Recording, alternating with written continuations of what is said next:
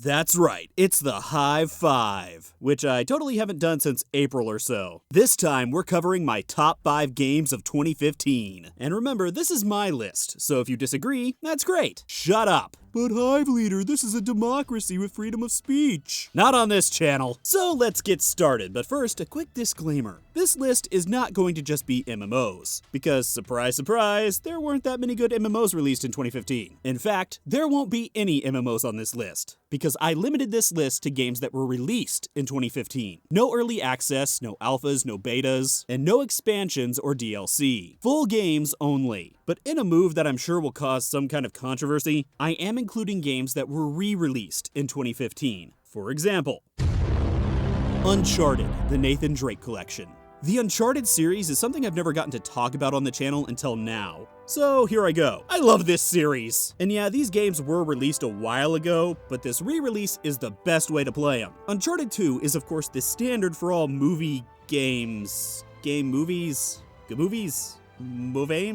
Whatever. It's the standard that this type of cinematic gaming has to live up to. And let's face it, Nathan Drake is an awesome smartass. Careful.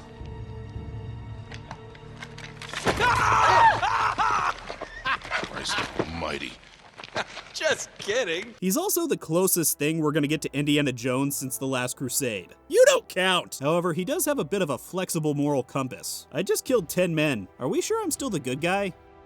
They started it. Also, the supporting cast is fantastic as well. Now sure, there has been a lot of criticism thrown at this series for its gunplay. And yeah, it's not the best. But you know what? It's good enough. The story, the dialogue, the action, the set pieces, all of those combined together make up for the meh gunplay. And let's not forget, even though Uncharted 2 is the best in the series, Uncharted 1 and 3 are still great games. And you're getting all 3 games here. If you own a PlayStation and haven't played the Uncharted series yet, well, I just feel sorry for you. You sad, sad little person. Heck, even if you can't play the games, it's worth it just to watch them. They're actually better than most movies, but you can also play them. That makes them double fun. Just go ahead and slap that on a box.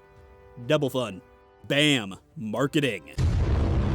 Hand of Fate. This game came out of freaking nowhere for me. Heck, I'm not even sure where I heard of it, but good lord do I love it. This game is one part dungeon crawler, one part card game, and one part action game. Essentially, you will build a deck of cards to help you defeat the dealer's dungeon deck. And this guy is a f***ing asshole. The dungeon usually consists of several floors, which contain several rooms, which are represented by cards which are laid out in front of you. As the player, you will explore the dungeon going room to room. You have limited health, food, and gold, meaning you'll need to really go over the risk versus reward of trying to explore every room on each floor. Each move you make takes food. If you run out of food, you start to lose health. If you run out of health, you lose. You'll move from card to card, revealing what each one is as you come across it. The cards could simply be shops for you to buy equipment, or they could be events such as ambushes, puzzles, rivers to cross, or simply trials of your moral character. Occasionally, to succeed in an event, you'll have to randomly choose one of 4 cards, and the outcome will determine what happens to your health, food, gold, or equipment. And then there are battles. Every so often, an event will pull you into a battle against a few enemies. The battle system is actually very similar to the Batman games, and the fights can range from super easy to downright brutal.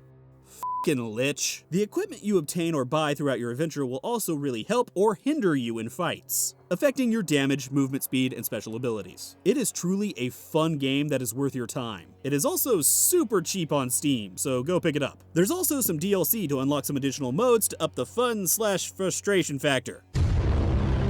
The Witcher 3. You know, I think a lot of people would have put this game at number 1, but not me because I guess I'm a hipster like that. Don't get me wrong, The Witcher 3 is a fantastic game, hence why it's number 3. It's just not my personal number 1. That being said, The Witcher 3 has just about everything going for it. First off, the graphics are phenomenal and might just be the best I've ever seen. The voice acting is top notch. The story is pretty damn compelling. The world size and scope of the game are enormous and really impressive, although it's almost a little too enormous. I often get confused on where I should go next. There's also so much to do at times that it's daunting. You get bogged down with so many things to do that all I want to do sometimes is quit the game and go take a stress nap. But really, you can't fault a game for having too much to do because the opposite is terrible. Luckily for The Witcher 3, that's not the case. Really, the only thing keeping this from being number 1 are my own personal issues. The Witcher 3 has a brutal and mature fantasy setting. This makes it a game I really can't play around my kids, meaning I could only play Witcher 3 at certain times during the day. And yes, that's my problem and my issue, but this is my list. I appreciate that the game is being faithful to its source material, but I don't really care. It still makes me resent all the cussing and nudity. However, I'm totally cool with my kids seeing whatever the that is. Who needs sleep anyway? Rocket League.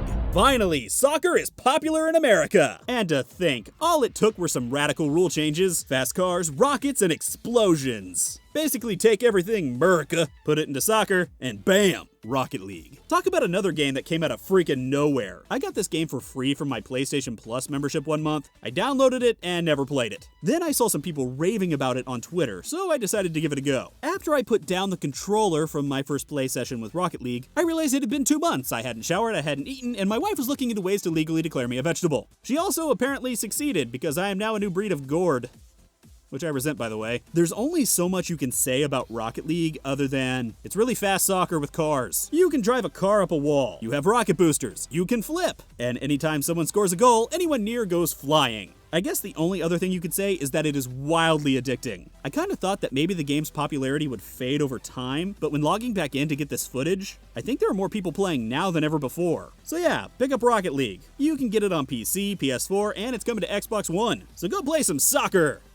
That is a phrase I never thought I'd hear myself say. And finally, what you've all been waiting for. My number 1 game of It's Bloodborne. Yeah, if you know me at all, you probably saw this coming. The Souls series of games are some of my favorite games of all time. Except Dark Souls 2. You are a disappointment to me, and I will never love you! Sorry about that. I was just practicing for when my kids get older.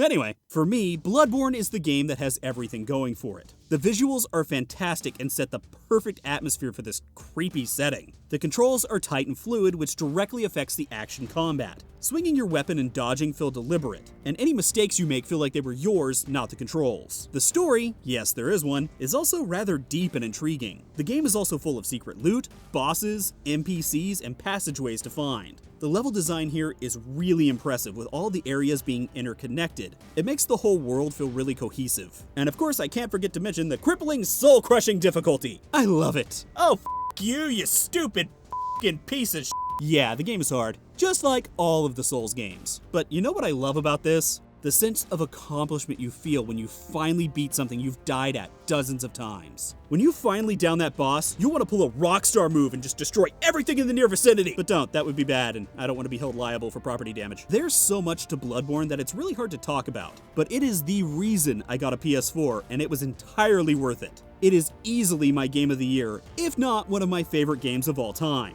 If I wasn't so sure it'd stab me in the back, I'd give it a big hug. And there you go, my top 5 games of 2015. It's gonna be a hard year to beat, but maybe 2016 can do it with a slew of games I'm excited about. Maybe I'll do another video on my most anticipated games of 2016. Or maybe not, I don't really think that far ahead. And those were my top 5 games of 2015. If you haven't played one of these, I strongly suggest it. If you're new here, make sure to hit that subscribe button for future videos. I've also put another video for you to watch right up here. If you want, you can also follow me on Twitter if that's your thing. And if you really want to help out the channel, you can buy some merchandise. Or you can donate to me on Patreon like these other amazing people. They are my top people for 2015.